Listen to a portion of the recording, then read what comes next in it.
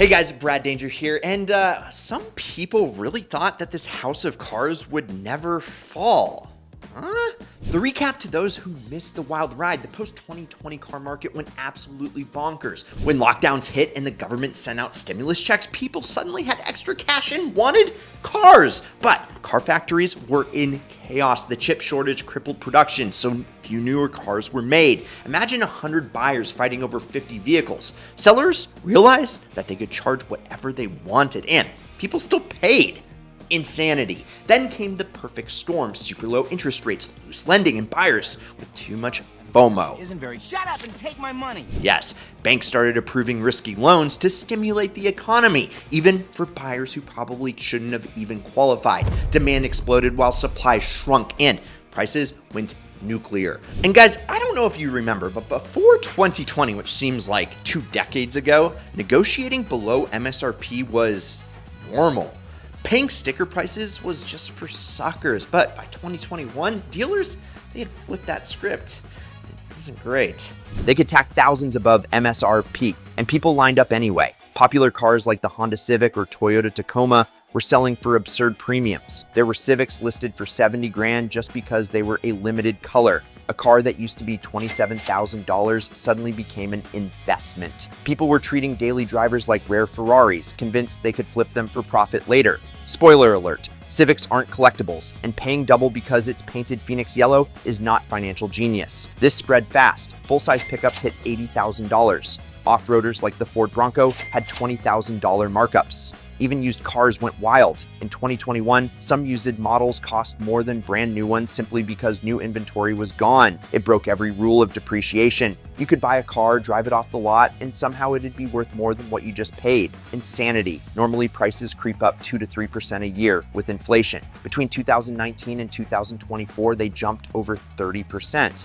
The average new car price rocketed from the mid-30,000s to around $48,000. Some brands overshot even that. Honda up more than 30%, Volkswagen Group close to 40%. Subaru was the rare outlier with prices climbing only around 15%, which actually made them look like heroes in this mess. Meanwhile, Jeep treated prices like a SpaceX launch. Their average transaction price jumped from $34,000 in 2018 to $55,000 in 2023, a mind-blowing 61% leap. When prices rise that fast while wages stay flat, something breaks. And it did. By 2023, the cost of an average new car consumed 40+ weeks of the median American income. Pre-pandemic, it took about 33. That's an extra 2 months of work for the same car. Add rising housing and food costs, and it's no wonder car ownership started feeling like a luxury. Younger enthusiasts were stunned. Tell a Gen Z car fan that you bought a brand new Mustang GT for $27,000 in 2017, and they'll look at you like you're describing a fairy tale. By 2022, that same car was pushing 50 grand. The entry-level dream machines became out of reach for first-time buyers. And real quick, there's nothing like a little Huracan Performante V10 in the morning. Okay, if you've ever imagined yourself turning heads in a jaw-dropping supercar, you are in the right place. Sign up. Sign up for the Ideal Collective. Right now, it is completely free, and I've linked to it in the pinned first comment down below. And just by signing up, you'll be the first to know about the giveaway. Spots are limited, so sign up today. Again, it's in the pinned first comment, and now, back to the show. And as new cars skyrocketed, used cars, well, they followed. The logic was super simple. If you can't afford new, you buy used. And that demand chain reaction sent secondhand prices through the sunroof. Fewer new cars sold meant fewer trade-ins, and the used car pipeline dried up. Suddenly, 10-year-old Civics were worth what they cost brand new. Enthusiast cars suffered too. That $3,000 Miata project car, try 10 grand. Old 350Zs, E36 BMWs, and even Camrys held value like rare metals. It got so absurd that Craigslist sellers bragged about not raising prices because they're fair. That's how warped things became. By late 2022, cracks began forming. The Federal Reserve raised interest rates, monthly payments ballooned, and demand, well, it cooled like an iceberg in Iceland. Used prices dipped slightly, maybe around 3%, but not enough to undo years of insanity. Dealers still had markups, but the frenzy had slowed. The market went from completely outrageous to just regular outrageous. But the real shift came in 2024. Buyers, well, they kind of just vanished vanished like Casper the Ghost. The people who could buy already had, and those who couldn't were already priced out and couldn't buy anyway. Dealers' lots, once empty, started overflowing again. Cars that used to sell instantly were now sitting for months. For the first time in years, buyers saw markdowns on new cars. Imagine that, a sale sign on a showroom floor. One Dodge dealer chopped $3,000 off a Charger EV. Ford Broncos, once unobtainium, had $5,000 to $10,000 discounts. I mean, we bought our Bronco Raptor for $35,000 over MSRP. Yeah, that hurt. It felt like traveling back to 2019. Full-size trucks, the former kings of the markup era, started stacking in cash rebates. Automakers even brought back 0% APR specials. Why? Because showroom traffic catered. High interest rates made financing brutal. 800+ monthly payments scared buyers away. The average American now owed over $1.7 trillion in auto debt, and delinquencies were climbing. Repo lots filled with trucks and SUVs bought during the hype years. Banks finally slammed the brakes on reckless lending. No more no income, no problem loans. Credit tightened, default rose, and suddenly the easy money party ended. By late 2025, dealerships were drowning in unsold 2024 models just as the 2025s had arrived. And just when you thought things couldn't get pricier, along came tariffs. Trade tensions added fresh costs to imported cars and parts. Whenever the government added a tariff on steel chips or foreign-built vehicles, that extra cost trickles straight to the consumers. Analysts estimated these tariffs could add around $3,000 to the average new car price. And they're already that expensive, over $50,000 on average. That is a lot of money. Even American cars weren't immune, since many rely on parts from Canada, Mexico, or Asia. Automakers tried to absorb costs at first, but by 2025, they were baking those increases right into sticker prices. So while prices finally started falling from their pandemic highs, tariffs kept them from dropping as much as they should. Performance cars were hit especially hard. Many rely on specialty components from Europe or Japan. Tariffs turned into a direct tax on enthusiasts. Importing a Japanese engine or buying a German sports car became even more expensive. For gearheads chasing their dream builds, it felt like another punch in the gut. So here we are in 2026, staring at a car market finally coming down from its sugar high, but not without casualties. The bubble years left behind record debt, mountains of unsold inventory, and buyers who are skeptical of every deal, because there really isn't one.